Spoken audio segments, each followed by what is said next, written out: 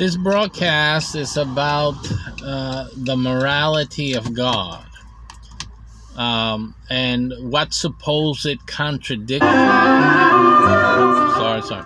The contradictions that many atheists claim that God makes about his morality and love and mercy. So that's what we're going to talk about in this moment. Now, I spent, just so that you guys understand, I spent over 45 years of my life already responding to atheists' posits. And when I started, there was no internet when I started. So when I started, there were just big ass, I'm gonna say just like it is, big ass brown manila envelopes mailed through the U.S. Postal Service, and I'm sure it kept them alive for a lot of time until the internet came and just blew up that business for the post office, right? Hundreds of pages in my lifetime. I have responded line by line to thousands of pages sent to me when you used to just have those old Xerox copiers, and I believe I may have received one package in mimeograph even. My goodness. So anyway, just to give you a little background, that this stuff is old for me. Old. It may be new to you guys, but it's just old. I've already debunked all that years ago, but again, they got new blood, so let's have it. So what is the problem here? The issue, let me explain something for you all atheists. Most of you, those of you who were Christian or went to Sunday school at some point in your life, most of you were taught badly. So I'm just going to let you know. The first problem atheists have, and those who were churched by any denomination, by any faith, is that most of y'all have learned badly. The teaching was poor quality. And because of that, you guys are making points or connecting with certain atheistic posits and thinking, reasonings based on wrong information and based on erroneous biblical understanding or very poor biblical understanding. Most of it is just childish Sunday school stuff. Really, it's just appalling. The things that we see that you guys try to pass off as the Christians say, and this Christian religion say this or teach that. No, really.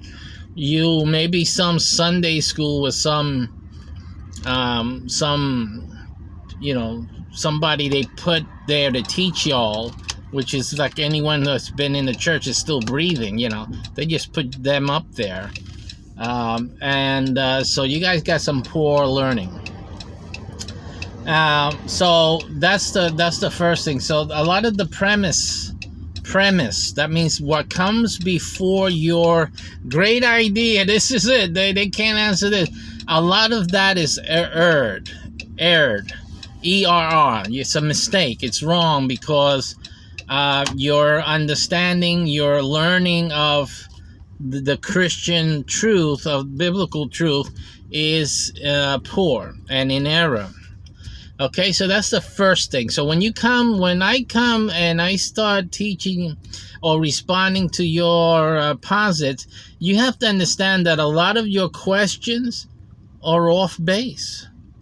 You guys are looking a lot foolish. You're making points like, Christians are believing this fantasy and this and that, blah blah. You guys make these points, but in reality, we're looking at you and say, what church did you have? You hear this from? Where do you get this? And a lot of us know, because those of us like with me that I have some age, I know where you got it from. He said, that's why I'm able to point it out to you. It's just poor teaching. Very, very poor teaching. Okay. So let's get to this. The problem is this premise. When you start talking and you make a question like, is God moral? Most of the Christians that you guys are addressing or you want to respond from, they're not, they're a lot of them don't understand the ramifications of the question that you're making. And the fact that you yourself are basing it on a wrong premise. Obviously, a Christian is going to say, of course God is moral. Now, this Christian is going to tell you something like this. Well, what you call moral is not what God calls moral. It's not God's morality. And the same thing goes with God's love and God's mercy. What you call love and mercy is true for human beings, right? But it is not what God displays as love and mercy, the way you guys are thinking about it.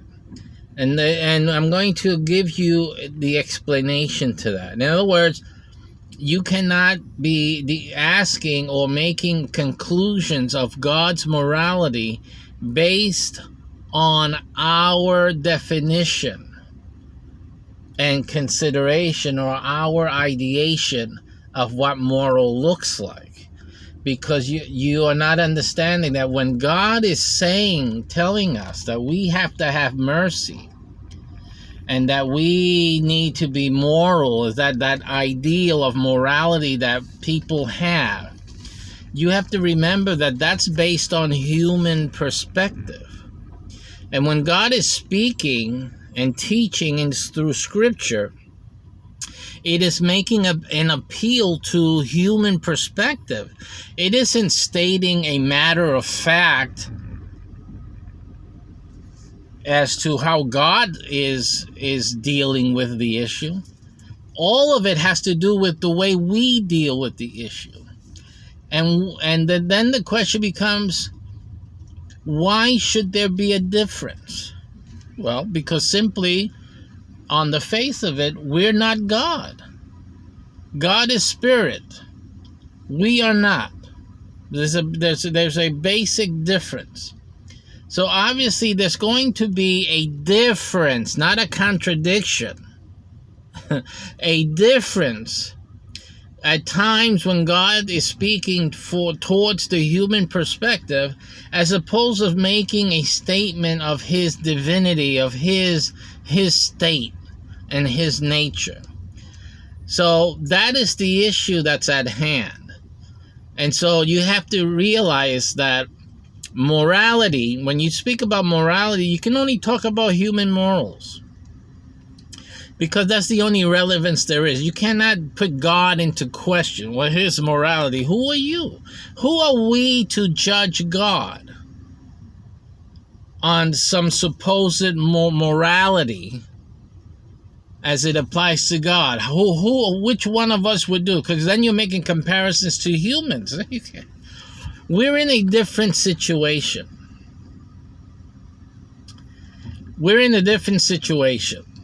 Now, there's so much to talk about, so that's why I'm thinking, where, to what extent am I going to explain this? Because there's many topics within the same umbrella. So, I've spoken about morality. People need to be moral, but within what context? A divine context? What is our context? What makes our morality different than God's morality? The fact that we have fallen into sin Genesis. The fact that we have fallen away from God and in sin changes. If you look at the Genesis story and you look at chapter 3 of Genesis, things changed. When man sinned, things changed in nature. Okay? And that also impacts what we call morality for ourselves, what we know of as morality and love and mercy. It's changed because it's impacted what God originally did and changed it into our state, whatever our state is now. But it isn't the state that God made us in, and it's definitely not the state that God is in. So you cannot make a comparison, between God and his morality and comparing it to human morality, because then you get stupid statements like, my morality is better than God's because I don't tell people to do this or that, or I wouldn't do this, or I wouldn't be condoning XYZ. We get stupid arguments that you guys make, and you think you're smart, and that, yeah, you got it. Yeah, I got this, because Christians don't know what to say. Yeah, because you guys are missing the main point. Is that in Genesis, if you were bothered to read, see, atheists need to read and understand Genesis, because when you read and understand Genesis, you will realize that God made man in a certain way perfect. God made man perfectly, but yet, even in that perfection, there were great differences. Great similarities, great differences. What does the Bible say when God made Adam? It says that let us make man in our likeness and image. See? So what is the likeness? What is an image?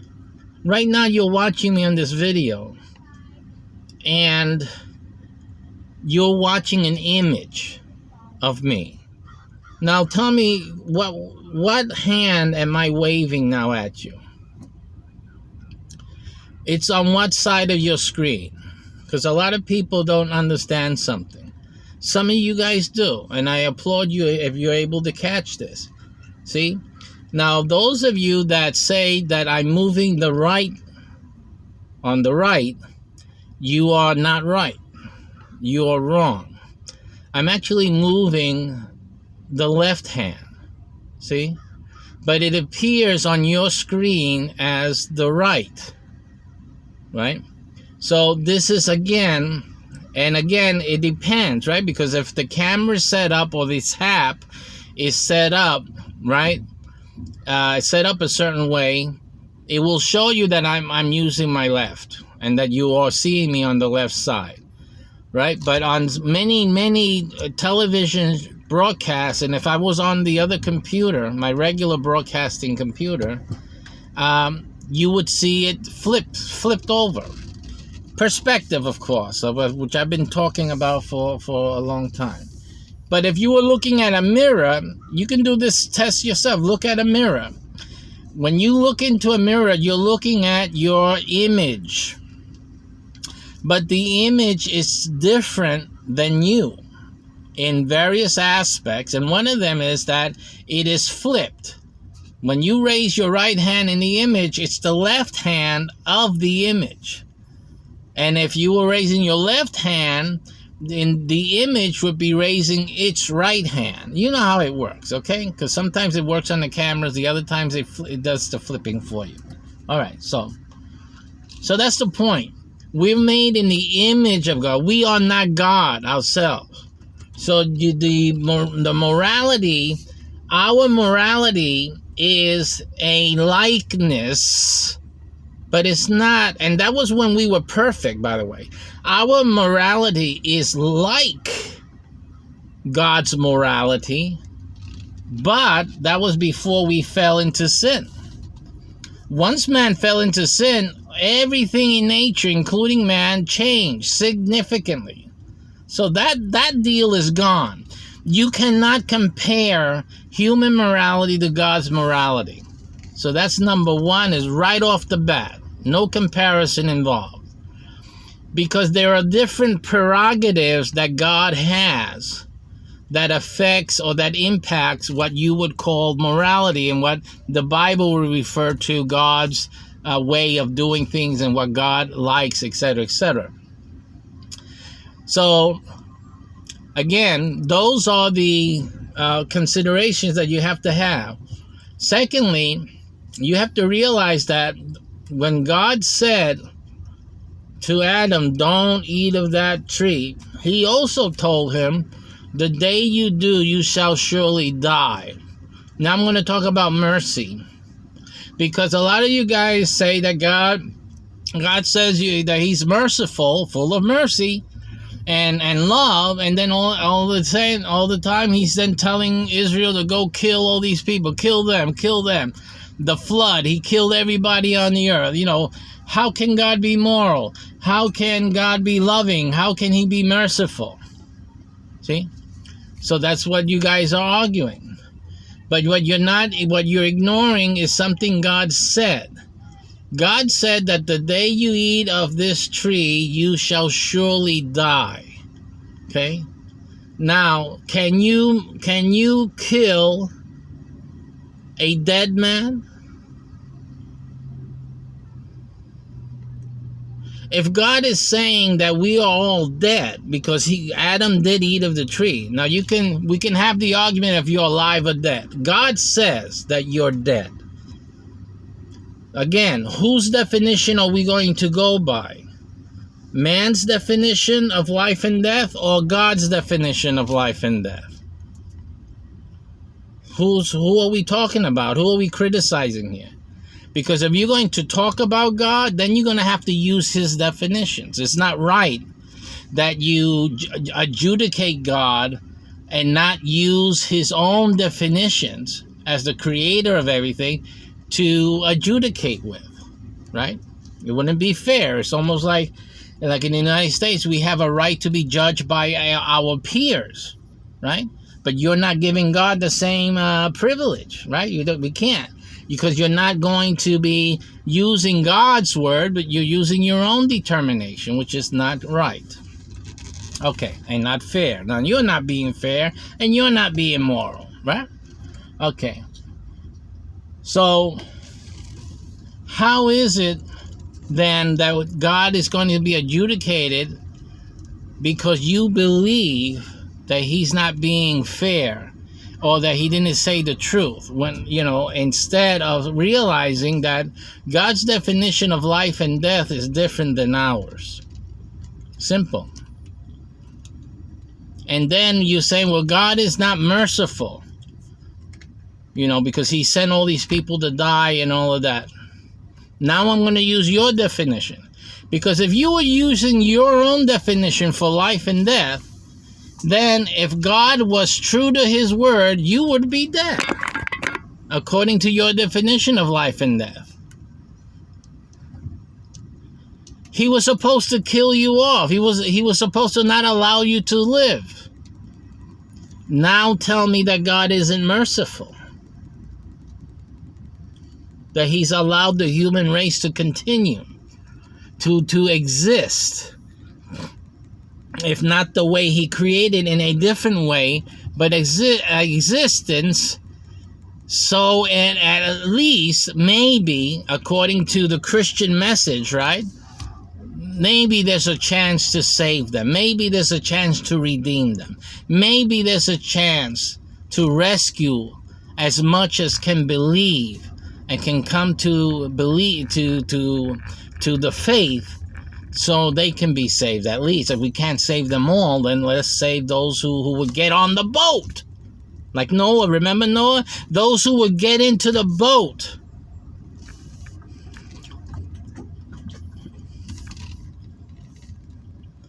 So this is, I'm going to talk more about this. I have to end the broadcast, but I'm going to talk more of this in my future broadcast.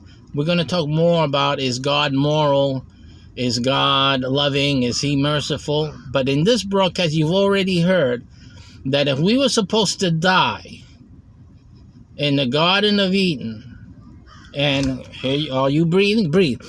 You breathing? Is that your definition of living? So if that's your definition of living, then there's no question that he's merciful. Now, your right to live, everybody's right to keep living within that mercy, that's a different story altogether. And we'll talk about that probably in the next video. Take care.